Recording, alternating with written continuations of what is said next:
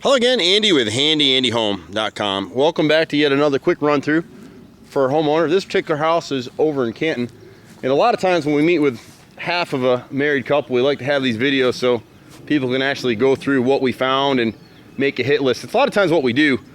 We'll see a homeowner call us, like this homeowner calls specifically for some board bead damage on the back of the house, but there's a bunch of other things that we see when we come out and look at the house.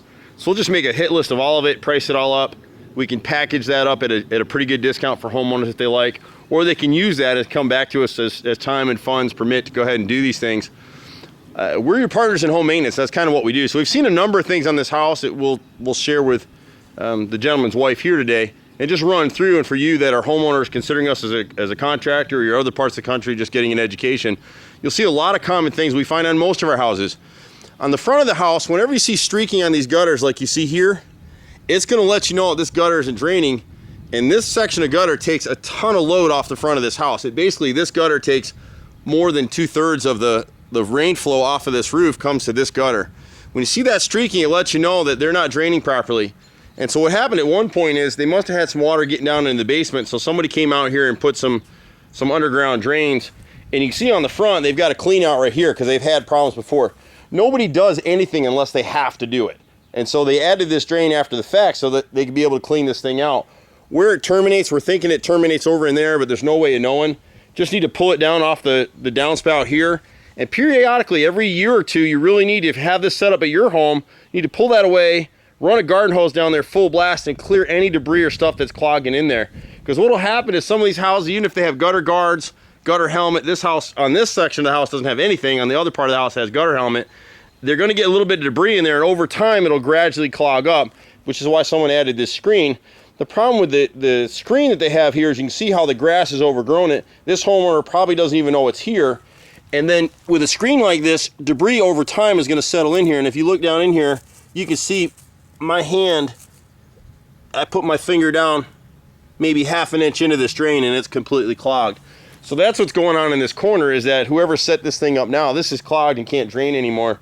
And my guess is we got one on the other side over here, and I'm thinking it goes right here. You can kind of see the cut that they made in the yard right here, and you see how the drain is, the cap is broken. You got the same thing. So it's clogged, the water can't get through here.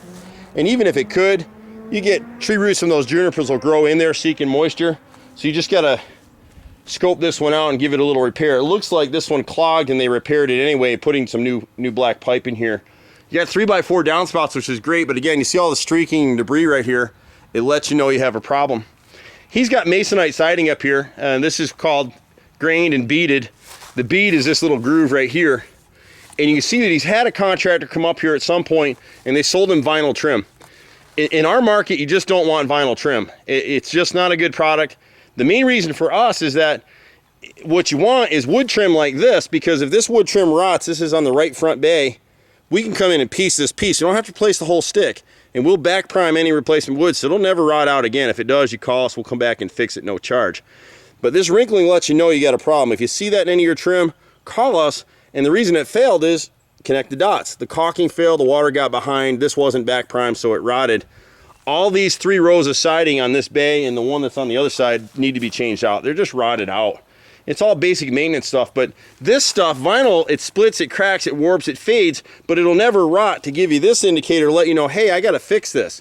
So this thing could be sitting here nice and pretty for 5 or 10 years, but when the caulk fails around it, which it incidentally did right over here on the right front bay, he's replaced this stick with vinyl. This is vinyl, but see the gap right here? That black line lets you know, hey, I got a problem.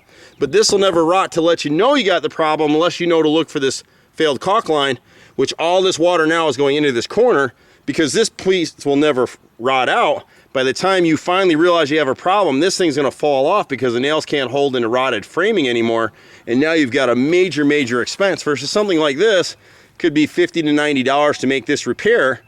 If this leads to the framing rotting, you could be looking at a $2,000 repair. So it's a major difference.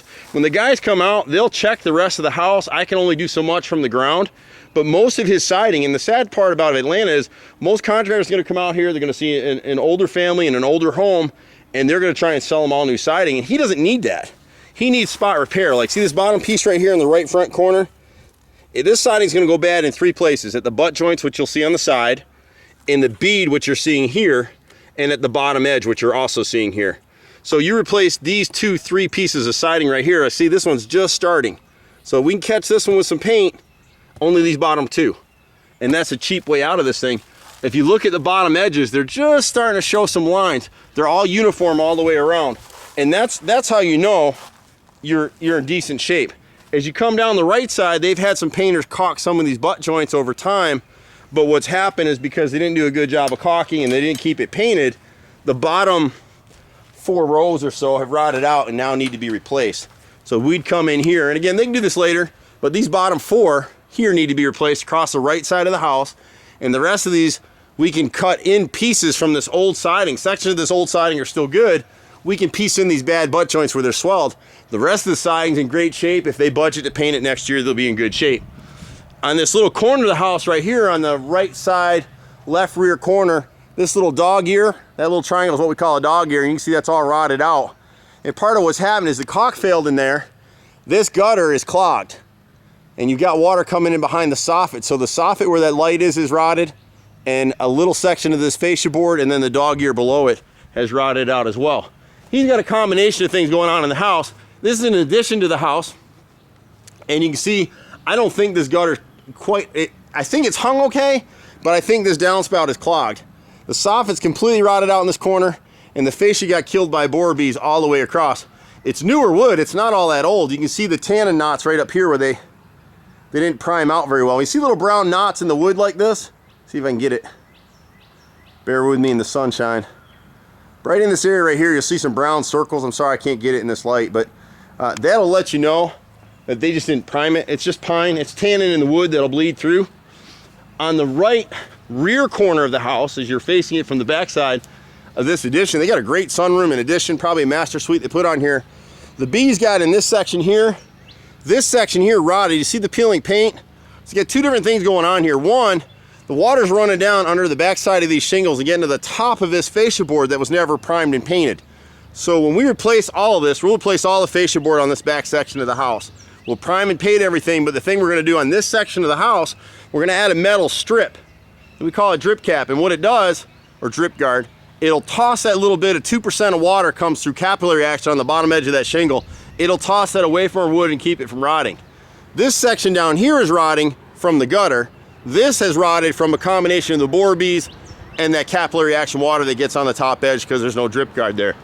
We like to have drip guard on most roofs. Don't always need it, but we like to see it. The back of the siding is newer. It's also a masonite type siding. And you can see in here, this looks in pretty good shape until you get up on it. This is the right arch window at the rear, and you can see my finger pushed it in. So this is a rotted center that we'll cut out and repair that piece right there. On the middle arch window, you got that wrinkling. As soon as you see that wrinkling, it lets you know, telltale sign you got rotted wood. And it's really because the caulk failed. The bottom edge of this brick mold is wood. It wasn't primed and painted, so it sucks it up like the sponge on your kitchen sink. This one right here is just starting to rot for the same reasons. And we can just catch that with a little bit of caulk and they'll be good to go. Same thing with the center on that window. It's not rotted yet, but it will be. When you get over the right rear corner towards the left side, we've got a rotted soffit that's been repaired once. Dog ear and that fascia board all the way through. Really basic, simple repairs, nothing too complicated.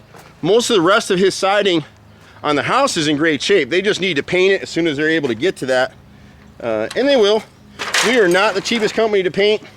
You'll get much cheaper than us. We mostly hand paint, but it's a 10-year product. A little bit of rot here on the left side of the main garage between the side entry door.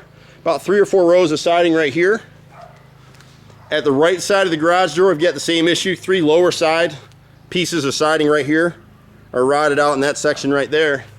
And then when you swing around to the front of the house, most of it's in great shape. They had somebody come out probably a few years ago and work on this chimney. You can see the bottom rows right here are hardy plank. They need to go ahead and budget, replace the rest of it with hardy plank. And then they'll be fine. Chimneys and bay windows are the places on a house that we see the most damage. They just get weathered up. They don't get caulked and painted properly. And that's what leads to the rot. And then little pieces like here, we're on the left front inside corner over against the garage. So you see how most of the siding's in great shape, but in this corner where the water's been splashing against this brick, this bottom piece is rotted all the way through. I can put my hand through it. And you can see it more so here. So we'll make that checklist. This particular bay window is the same deal. Again, he had some vinyl replacement pieces here, but you can see where this one's rotting out right now, and the right side is rotted on the center of the bay. And then just these lower siding pieces, once they hit this checklist over, you know, the next year or so, or they may want to do it all in one shot, the house will be in great shape. They won't mess with it again. Hopefully you found this video useful. We do pretty much everything.